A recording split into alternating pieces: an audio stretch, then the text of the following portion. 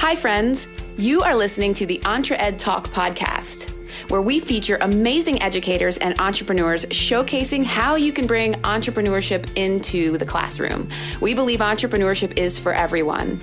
I am your host, Toy Hirschman, and I am so glad you chose to join me on this journey. Let's go.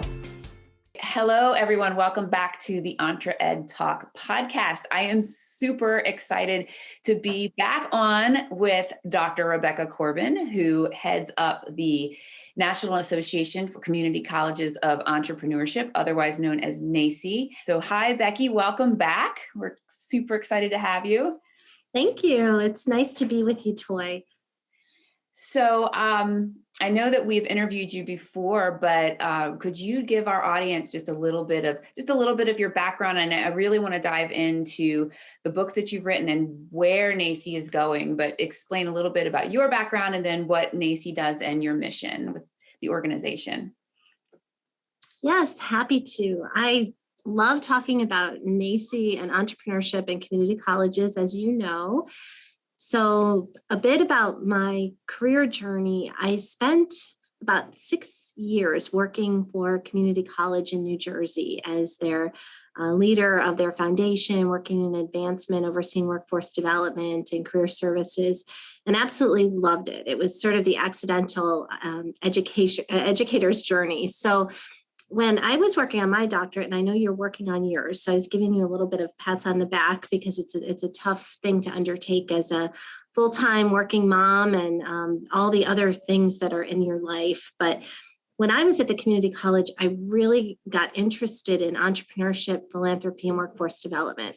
I felt like there was an intersection where magic could happen. I just saw it. I believed, and even before I knew what the entrepreneurial process was, I realized that I was employing it every day, running a foundation, trying to get donors, trying to find students, trying to reinvigorate programs. So about 6 years into working at the community college in New Jersey, I saw a job posting for NACCE that their president was stepping down, and I read it, Toy, and I was like, oh my gosh, this job is perfect for me. And I never really had that feeling. I always felt like a pretzel. I could kind of twist myself into fitting in. And I read the job description and I thought, my goodness, this is everything that I'm interested in and that is meaningful. It aligns with my dissertation research. And so I applied for the job and I got a call that I was on a list to be interviewed, but I wasn't on the top list. There were 2 lists, and it a little bit hurt my feelings because I thought, okay, so I'm not on the top list, but I'm at least in the ballpark. So that's a good thing. And so long story short, the interview process dragged on for a couple of months, and I had a chance to attend my first NACCE conference in 2014, and I absolutely fell in love with the organization. And at that time, I was pretty sure they were going to hire somebody else, not me, but I didn't even care. I was like, I want to be part of this community. I want to get on this rocket ship. I don't care if I'm the captain or I'm the one serving the coffee. I want to be part of this movement. And as things sometimes happen in life, you are given opportunities. So in the end of 2014, and I officially joined NACCE in 2015. So I'm in my 7th year of doing this work, and every single year is different. And your organization, Entre Ed, and you as a leader and a friend have made the journey so much fun.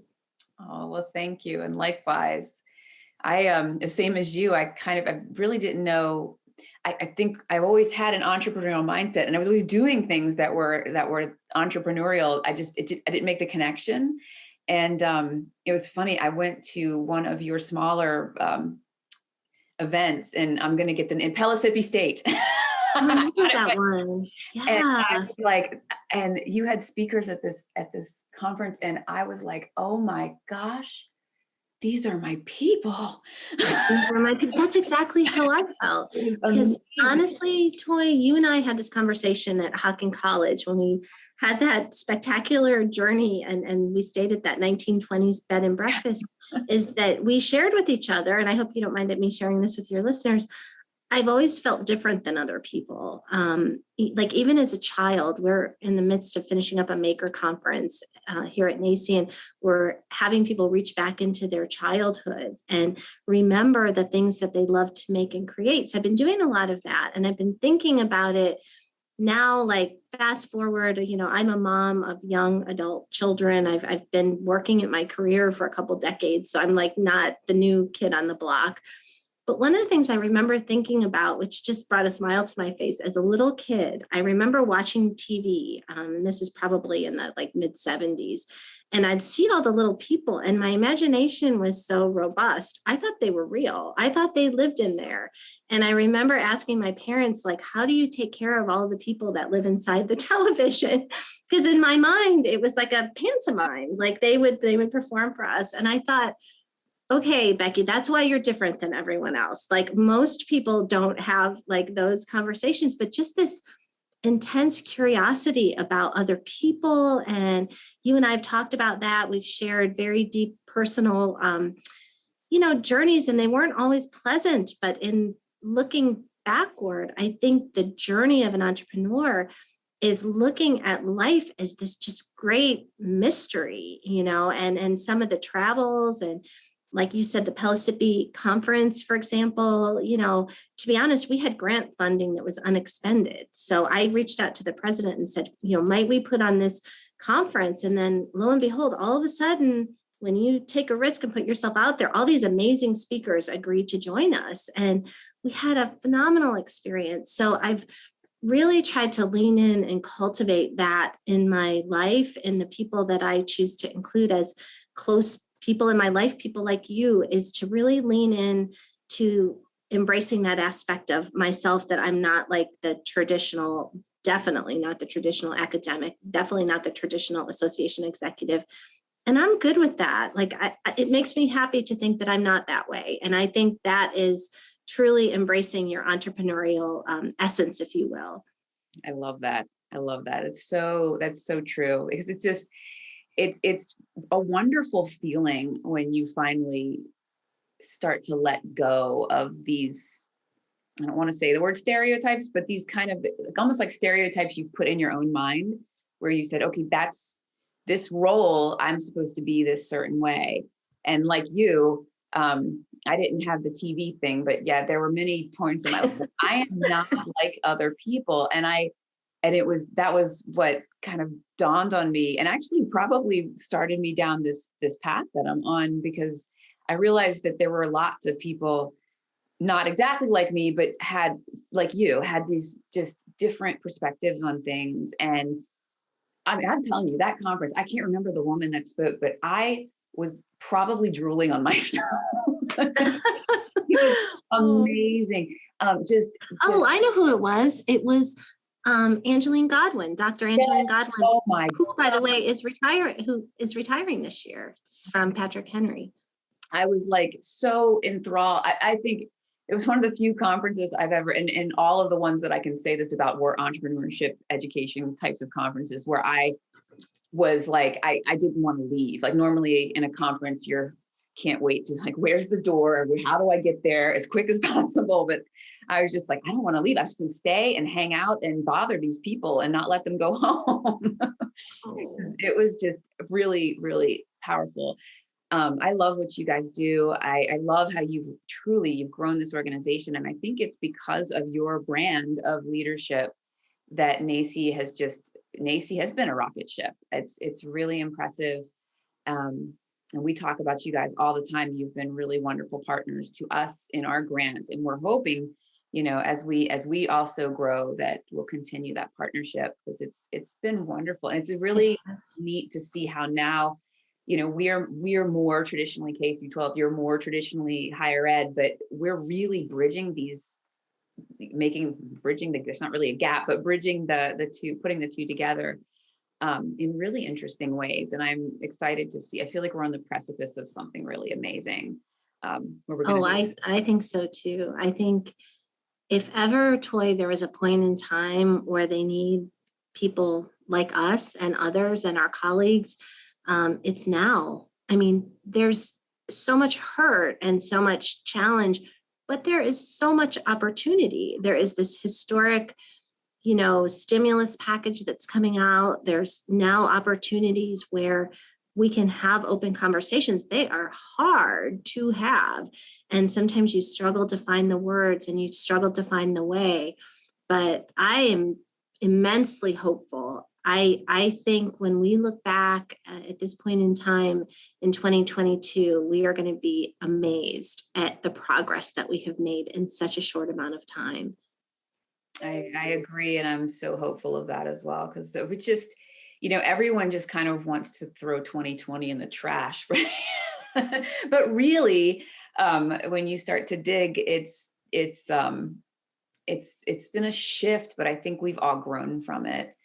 Whether it's been painful or not. Right now, it's too raw, right? It's I'm the unpaid. It's raw. I mean, but I think back on journeys, like, and even the idea of like social isolation and social distancing. And I've shared this with you before.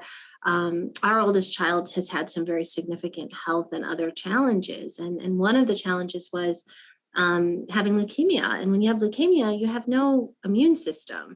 And so my husband and I have talked about the fact before of how when he was going through that, we really were socially distant because we couldn't really interact with other people, as normal families do, and how isolating that was. And would I ever want to go through that again? Absolutely not. It was the most horrific experience.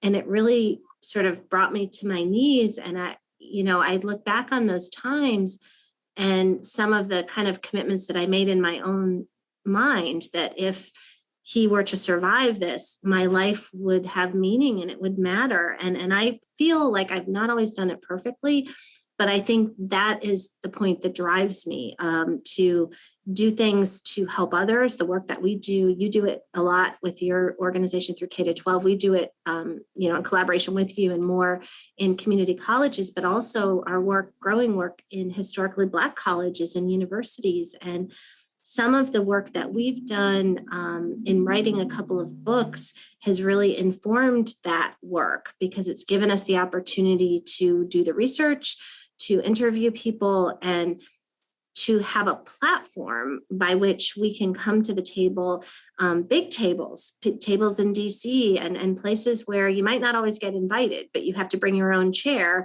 and invite yourself to the conversation. That is not the person that I was 7 or 8 years ago, but it is the person that I am today. And I'm proud of that because I do it very imperfectly. The kid that saw the people thought they were living in the TV. I mean, that's a little crazy, but as a 4 or 5 year old, maybe not so much so. So, and I'm proud of you too, Toy, for the book writing project that you're doing, because I know that it's not an easy endeavor at all. It takes your time, it takes your heart, it takes your soul to get the thing done. So, yeah. Well, I appreciate that. And I talked to Becky earlier on her podcast about right. I'm writing a book about my journey with obsessive compulsive disorder, which has been actually, I thought it was going to be harder to write about than it is, but it's very therapeutic.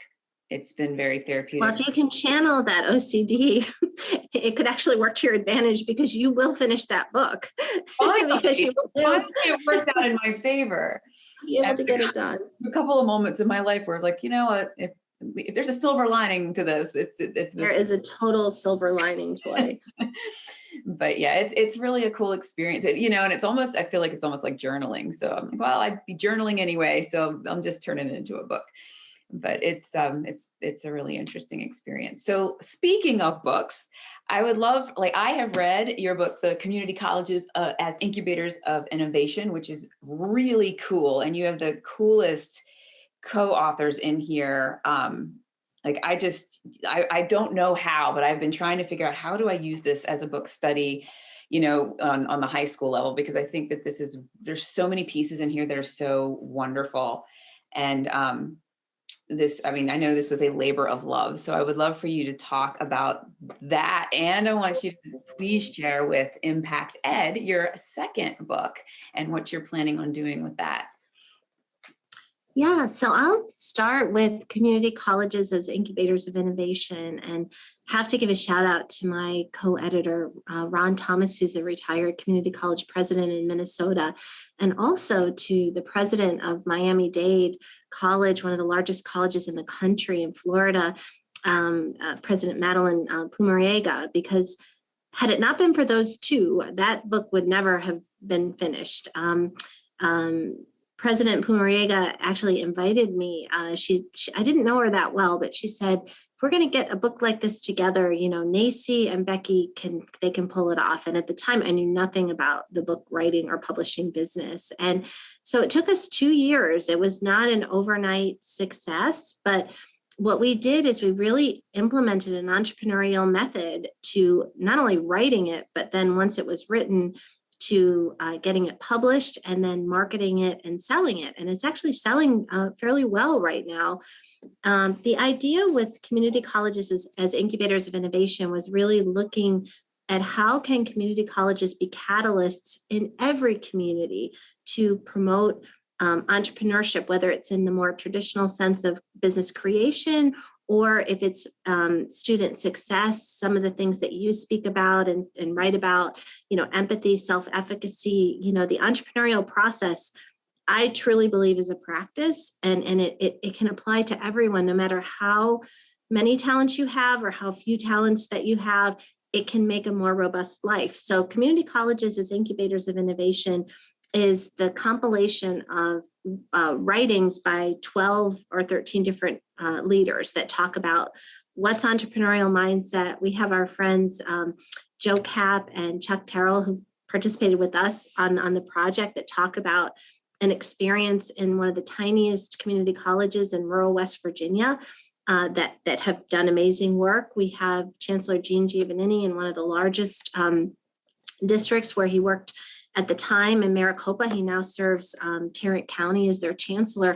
So however vast or however modest your resources are, the idea is start where you are, find co-creators, as we've found one another and others, and move forward. And that's really what that book is about. It's been used in, college classrooms. A lot of, new presidents will use that. People, use it in different ways. We have a course that's developed, that's available through Nacy. One of our members developed a course around it. So there's a badge opportunity for people.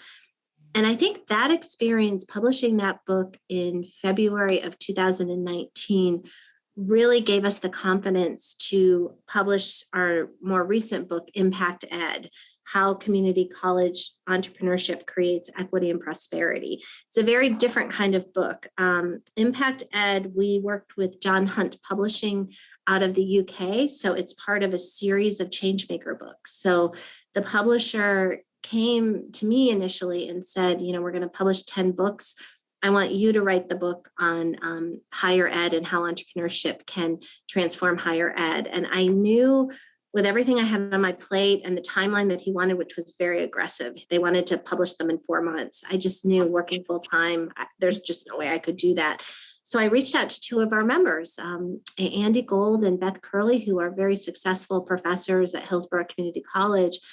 And I said, can we write this together? And we struggled with this toy. Like, what is this? And so we finally settled in on what is the ultimate goal that we want to have for the Impact Ed book.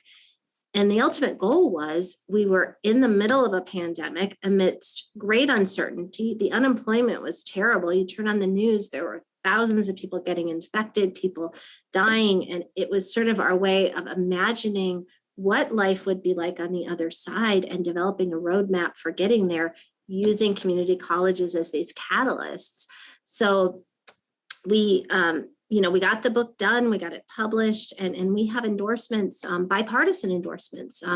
Former Governor Jeb Bush is one of the endorsements of the book. So we have them on the Republican side, and Tom Khalil, who worked for President Obama, heading up the Office of Science and Technology Policy, endorsed it, along with many, many others. So it kind of sets the stage for this big, bold, audacious vision that we have moving forward in 2021. Wow, that is really amazing. And I have to give a shout out to Beth and Andy. Y'all, they are awesome. They did a Facebook Live with me, and I was in the car. I heard that. And I hope that it turned out okay, because I was like, oh no, it's cutting out. And my kid is in the back eating Cheetos, you know. They are amazing what those two have done. And I mean, they're just, first of all, they're just a trip to be around. You can't just not love being around them, but what they're doing and their backgrounds, it's really incredible. So that's awesome. That's awesome. I can't wait to read the book. I haven't had it yet, but Becky said she's going to give me one. Yeah, I'm gonna mail it to you. And you know, our audience is one of the things that we've become aware of, collaborating with you all and your co-host Amber, who did such an amazing job on National Entrepreneurship Week, along with many others that helped organize it. Is we became more aware and plugged into the U.S. Senate Entrepreneurship Caucus. So we have been doing a lot of outreach to them. We found out who is on the caucus, what the basis for it was. And as we understand it, the Entrepreneurship Caucus in the U.S. Senate was formed to try to spur on the creation of businesses. And one of the things that we know through the research is during the pandemic, a record number of businesses have been started. So Black-owned businesses have been adversely hurt. They have not been helped to the degree necessary by the CARES Act. So our big, bold, audacious plan is to take our bird in hand resource, Impact Ed, and we've sent it to all of the senators that are on the U.S., the Entrepreneurship Caucus. And we're hoping to have a field hearing in Minneapolis where they can participate. We can bring the everyday entrepreneurs that are these amazing people who've created businesses, bring community college leaders like many of the people that we've talked about, and have a hearing this summer to talk about how can we support, we being NACCE and EntreEd and our whole coalition of partners, to support the upstart in businesses, those who have been hurt, and everyday entrepreneurs that really are going to be the lifeblood of restarting the economy in both rural and urban areas. So it's very audacious. We are in the early stages of this, but I'm excited to talk to you about it, Toy, because it's something in my life. I taught as an adjunct political science where I talk about how does a bill become a law. Never in my wildest dreams did I imagine that I would be leading an initiative into territory unknown of thinking about how can you leverage bird in hand assets, the Entrepreneurial Caucus, our book, our network of 340 plus colleges and HBCUs, plus our coalition partners like EntreEd, and make this transformative change. Because we know, Toy, if there's anything we know the model of Everyday Entrepreneur Venture Fund works. We've got the stories, we've got the data to back it up. All we need to do is scale it. Last year during the pandemic, we raised over $1 million in additional funds from private resources. But the reality is, if you want to scale something that big in 50 states, you know, that was tremendous for NACCE to raise $1 million during the pandemic. But even if we raised $5 million, unless we can attach on to existing initiatives that are underway and help support those, we can never scale this as quickly as we want to. So there you go. There's my big audacious plan. And it's not just me, it's all of us and many others that hopefully will come to the table and see this as a real opportunity to have the transformative change that we need in this country. And to be honest, the world. Wow. That gave me chills, Becky. Give me chills. That's incredible. And I hope that we are able to support that in every way that we can. Because that's a big one, but It's big. What has to happen, right? Like, but why not, Toy? Why does it have to be, why does it have to be the people that you always think, that like I remember when, I became the president and CEO of NACCE, like one of my kids said, they're like, well, you just look like a mom. You don't really look like a CEO, which is true, and I own that and I'm proud of that.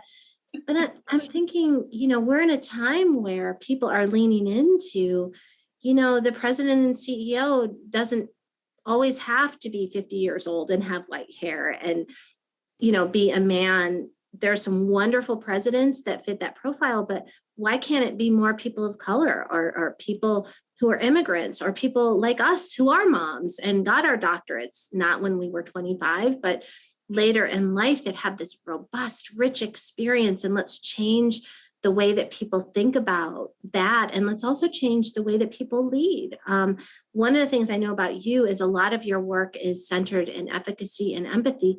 That is really important to me. And I think the kind of pound your fist on the desk, be the loudest voice in the room, that is never going to be me. So if that is a requirement to be a president or CEO, I immediately disqualify. And I'm not that person, and I will never be that person. But in terms of getting things done and working with very large corporations, managing extremely large grants and getting results, I think it's more people like Jeff Smith and Gene Coulson and Toy Hirschman and Amber Ravenscraft, and people that embrace the spirit and the gifts that we have and are willing to raise our hands and try to make the world a better place and keep learning, so that it doesn't matter. Once you get your doctorate, I guarantee you all it will do is ignite your further desire to read and to learn and to co-create. And that's really what's going to change the world. And that's what I'm excited about, despite all of the other stuff that's going on in the world at the present time. Yeah, that is so well said. And yes, my kid said, "You don't look like a doctor. You look like..." That's right. Well, I'm glad I look like a mom, because I am. But yeah, that it really is. It's a time for change, and it's funny because you keep talking about this audacious goal, and I keep thinking about the Jim Collins, the big, hairy, audacious goal. Yes. And when I guess soon after I started working with EntreEd, Gene Coulson, who you mentioned, our executive director, it was so funny. I just got this random book in the mail, and it had no identifiable information on it. We just gone through a lot of that stuff where people were sending things in the mail to send, and I'm like, what is this? What do I, and I open it, it has no explanation. It was just this book. And he's since done this to me a couple of times, but it's just this no explanation, just this book. And it took me, I'm like, what?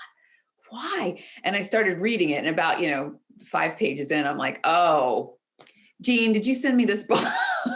Because it's all about that concept of we can't have these managers of the 50s that were pounding their hands on the desk. And, you have to be with your team, and you have to respect your team. And sometimes, Gene always says, I like to be the dumbest person in the room. I like to surround myself with people who know what they're doing, who can go in a direction. And I love the analogy in that book about being on the bus, and you just have to get. That's right. That's exactly. And that's how I felt about NACI. If I wasn't the bus driver, I wanted to be on that bus. And those are the kind of people that you want to have moving forward with you, because you also want to be able to switch seats, because, even as the president and CEO of NACI, sometimes it's much better for Jeff to be the lead or somebody else to be the lead, and I can support that. But I think it takes owning what your own issues are. And I think all of us that have a lot of pride in our work, it's hard to let go of things. I have a very hard time with that. But I think if we're going to grow in different spaces, we need to kind of lean in. The other thing I love about that book, Good to Great, is the concept of the flywheel. And that's really kind of what's motivating me, working closely with our board and other people, to think that we can do this, because we have a lot of momentum now. We have a lot more staff. We've got some success. We finished up Makeshift in May and had tremendous results, tremendous participation. So you wanted to, because if you slow everything down, then you have to restart it again. So that was really the commitment that we made during the pandemic, is keep people super engaged and busy with meaningful work, so that when things do open up, we don't have to restart the engine again. We can just seize, the wind is at our back, we can keep moving. And that's not always easy, because it, like you said, we all are struggling with lots of things. So it's easy to kind of lose that. But I think that's a book, Toy, and I'm not at all surprised that Gene sent it to you, but I think those are the kinds of books where we come back to it. And, and we have to remind ourselves of, if we want to go from good to great, these are some things that we need to embed in our daily practice, and reading books and talking to people like you, and constantly informing ourselves and challenging our own beliefs that, we think a certain thing, well, maybe we're wrong, right? I mean, how do we know, and being open enough to say, to kind of own it when you make a mistake, or say, I didn't read the full email, or I fired off my response too quickly, or whatever. So I'm getting really good about that. That's like my pandemic modus operandi. I'm like, yep, didn't see that one. that's really right. Sorry. What I've been working on, and I know we're probably running short on time, is really leaning into being patient, which is contrary to my natural nature. But if it's something big and we don't have to decide it right now, let's give it a day or two to kind of see. Or if it's something that evokes a very emotional response, generally it's better to not respond immediately until you can kind of take a deep breath and say, okay, what does this mean? Is this going to sort of bring more good into the world, or is it going to generate a lot of drama? And try to, think about kind of the old-fashioned way of picking up the phone and calling someone before like firing off an email response, and just kind of modeling that. Because when I see even some of our younger team members, I remember, and it's not lost on me, like I remember it took me a couple of hard lessons to really learn that. And and once you learn it and can kind of cultivate that, it actually gives you more power, even if you're thinking about not that typical vision of what a leader is. But if you can just quietly sit with something and then respond in such a way that you feel maybe it's not 100% the right answer, but you've really reflected on it, I think that's where real power comes from. I really do. That is so true. I remember getting a little bit after I got into education, and I got a job running a bunch of different grants, which was really cool because I was able to do really neat things in the school system here where I live, and I had money. So, that's good. The doors were wide open. Like teachers wanted me to come in and do things. It was, and I was able to do some really cool things with that money. But I was so intense. I've been that person, believe me. I had a boss, my director, Lynn, she was always telling me, she's like, just wait. I'd be like, but I need to solve this, right? Just wait. Just trust me, just wait. And I would, okay. And I'd be, biting my fingernails, and then she'd be right. And it'd be fine. Well, that was the lesson I learned right out of the gate when I worked for Burlington County College, now called Rowan College in New Jersey. I'd come from working at the public television station where we were constantly on deadlines. I was used to, like, we were doing like a pledge drive, we were doing whatever we were doing, like it had to be done immediately. And I remember I got onto the community college, I was like, oh my gosh, everything moves so slowly here. And I thought at the time, now this is my brain 13, 14 years ago, I was like, well, how can I get these people to move faster? Whereas like when I sit today, I'm like, now I would ask myself, how can I be more patient and, lean into sort of the rhythm of whatever is happening versus trying to change other people or change a system when it doesn't really want to be changed. Like my task is really to survey the landscape, try to do whatever my job is, but not do that. And that's when I think is the blessing of having a long career-ish, like being in different ways, is that you can look back and think, wow, I still have so much growing to do, but I'm much better at that today than I was 13 years ago. So that's perfect. I have to ask you one last question, which is completely off the topic. Does Rowan have 2 campuses?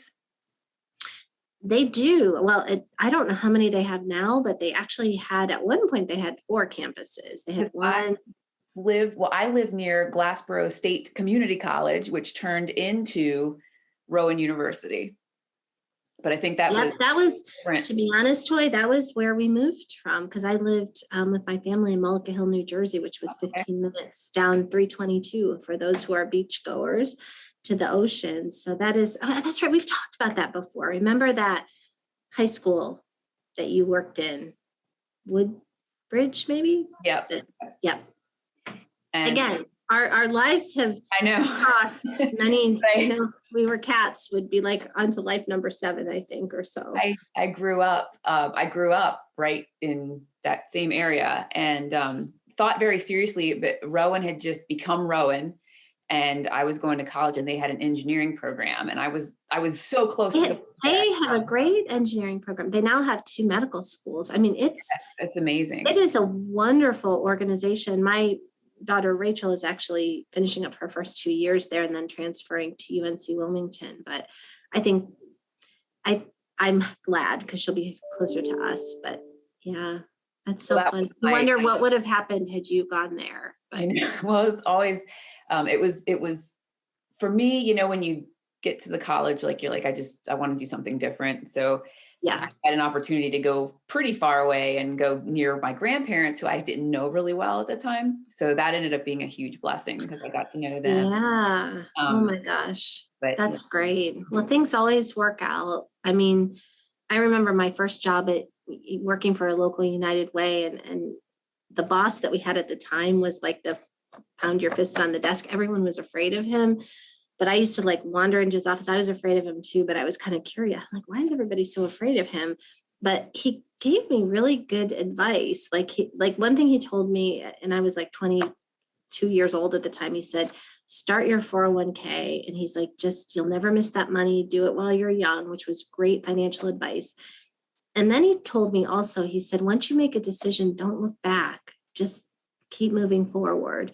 Because if you spend your time wondering what could have been or what might have been or what did I not do, he said, you're going to miss, the landscape and the opportunities along the way. So I think back on him, he's passed away now a few years ago, but I think about like the work that you do and the work that I do, like how can we be like he was to me, not pounding our fist on the desks, embracing who we are, but like imparting that wisdom, if you will, because it didn't seem overly wise to me at the time, but I was young. I was like, oh, okay, that sounds good. But it was so impactful, like just those 2 things. It's amazing. That is so true. I had a boss one time tell me that I needed to do 2 things. I needed to learn how to use chopsticks, and I need to learn how to play golf. And I was really young, and I did learn those things. And I'll tell you what, they've served me many. That's really an interesting. What was the chopsticks? Different advice, but it still applies. But okay, but you listened, and I think that's the biggest thing for professional students and human beings is like, how can we be better listeners to really lean into like what's being talked about? Because you've missed so much if you don't. So. Lots of good stuff today, Toy. Thank you so much for inviting me onto your podcast. We shouldn't let 2 or 3 years go before we do this again. And it's fun. Well, I really appreciate you being here, Becky. And God bless you and everything that you guys are doing.